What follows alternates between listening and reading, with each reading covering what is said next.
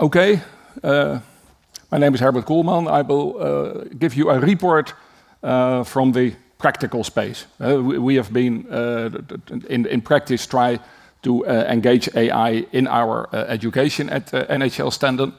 What's this? But first, I have to tell you about ship design and ship operation, which has a long tradition, a tradition of centuries. And that tradition has always been empirical and has always been based on experience and on numbers, based on large tests, real-world tests, or on model tests in a model test basin, summarized in tables or graphs. That is data. So we have some experience with that. Obviously, in the old days, the relationships were not computed by computers, but they were manually plotted in graphs, mostly by technologies such as statistical regressions.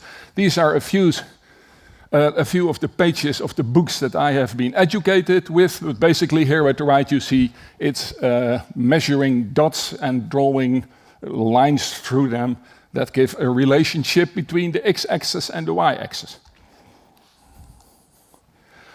And this tradition is extended with AI.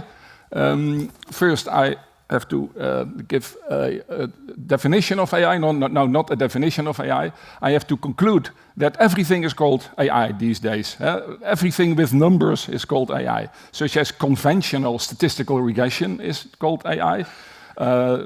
Modern regressors, contemporary regressors, tree-based regressors are called AI. Even optimization, which is a trait of decades old already, is called AI. And obviously, machine learning, neural nets is called AI.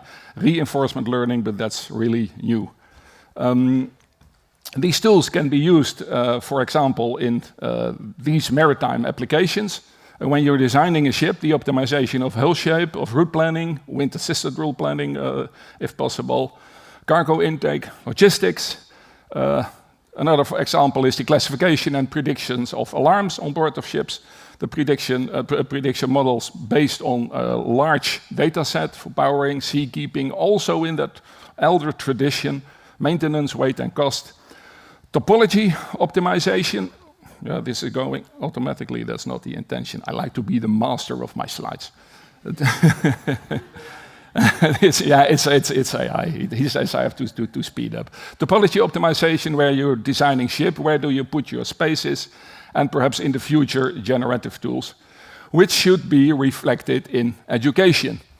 And that's why we are working on a new curriculum, and this new curriculum will not be an incremental update from the old one. That's what you often see, that they take an old curriculum, restuff it a little bit, and then call it new. But we really make a new design according to a method. If you're designing something, a ship or a coffee maker, or you are using a design method for that. And to my surprise, in education, that's not very common to do that. Anyway, this is a design method for things. And we use that for our curriculum. At the top, there is the information collection, which means A, what does the future need? And B, what are the available AI tools around? Then the problem analysis, means boundary conditions. The two bounding aspects are limited number of time and limited intellectual absorption capacity of student and teachers. And then in the middle is making a concept. That's what in the educational era, in the space is called the body of knowledge and skills. Then detailing the curriculum into courses and simulating, that means starting with small experiments. Here are two key elements. First is the body of knowledge and skills, which is the central design specification of the curriculum. We are currently at NHL Standard finalizing this, and then we will share it with the teachers here at Rotterdam STC. And the tutor's knowledge and expertise, which implies, because expertise implies that some experience must already have been gained with smaller scale AI courses, such as, for example, our minor course AETS. AETS means minor advanced engineering tools for ship X, where X is everything from design, operation, and management, but that didn't fit into the system. It's a 30 EC course in the undergraduate third-year program of the 4th-year bachelor course, Maritime Technology. We started in 2020, so this is the fourth semester we are doing this course. And the governing learning strategy is, where possible, to minimize the use of too complicated mathematics and to rely on elementary physical or mathematical mechanisms instead, which, unfortunately for the back row, does not imply omitting mathematics altogether. And there is an analogy in Comenius. He coined the term object lessons, in good Dutch aanschouwelijk onderwijs. And in those days, it meant that in addition to the language, which was Latin in those days, object or visuals may better serve for students to receive or to discover ideas. And translated to this today, in addition to mathematics, palpable concepts can serve better to transfer knowledge for our students and our world. Well, the course starts with workable knowledge of in Python. We do that in 3 weeks. Programming is not the core of this course, but it's a tool and you need to master that tool. Then numerical methods and engineering, optimization, linear and nonlinear data and shape modeling, which is basically conventional regression and ship-hull shape modeling. Machine learning, which means classification of data, an introduction into AI and neural nets, and it ends with a research assignment. This is a quote from a student who said, "A spreadsheet executes your arithmetic and a programming language executes your way of thinking, your way of reasoning." He really understood it. Well, this is the day that everybody is talking about AI. So what's the interest from the field?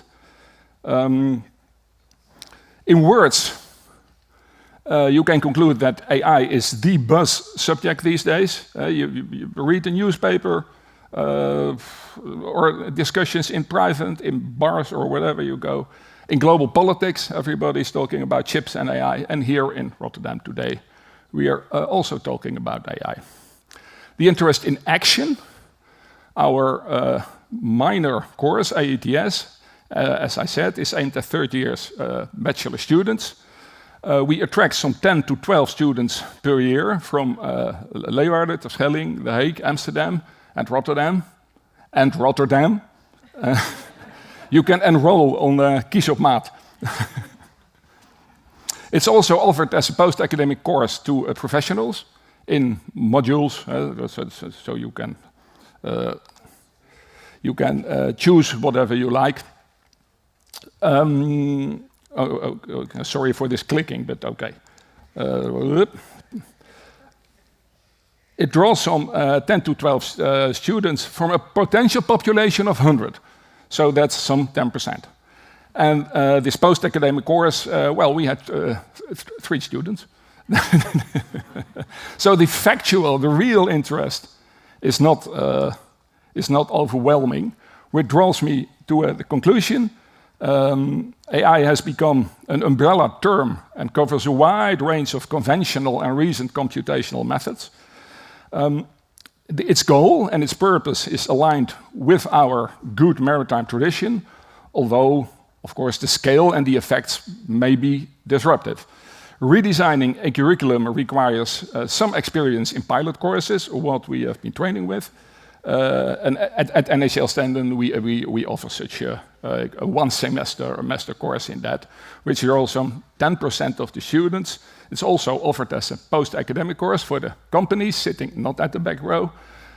So what you can do, what you are invited to, is to gain some hands-on knowledge in using AI, not as a consumer with a GPT. We have been talking, not only as consumer with a GPT, but also at a somewhat deeper level if you are a technician, so that you can discover how AI works in some sense.